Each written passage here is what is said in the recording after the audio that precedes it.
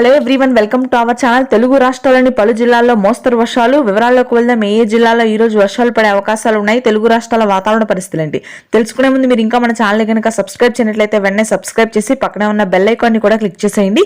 ఇక లేట్ చేయకుండా వివరాల్లోకి గనక వెళ్ళినట్లయితే గత 2 రోజులుగా కురుస్తున్నటువంటి వర్షాలు పలు జిల్లాల్లో తగ్గుముఖం పట్టినప్పటికీ మధ్య తెలంగాణ జిల్లాలో మాత్రం ఈ రోజు రేపు భారీ వర్షాలు నమోదయ్యే అవకాశాలు ఉన్నాయి.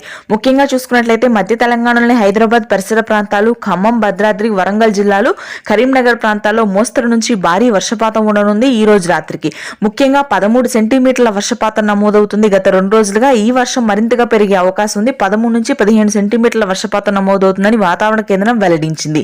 ఇక మిగిలిన అన్ని తెలంగాణ జిల్లాల్లో కూడా పూర్తి స్థాయిలో ఉష్ణోగ్రతలు అనేవి తగ్గుముఖం పడతాయి.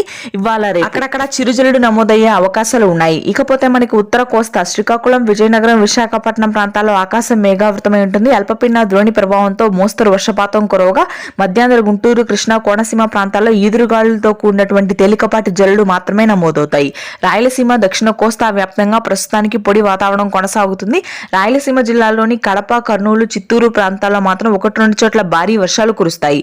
అయితే ఈదురుగాలుల ప్రభావం మాత్రం అత్యధికంగా ఉంటుంది రాయలసీమ జిల్లాలో. ఇది ప్రస్తుతానికి ఉన్న వెదర్ అప్డేట్.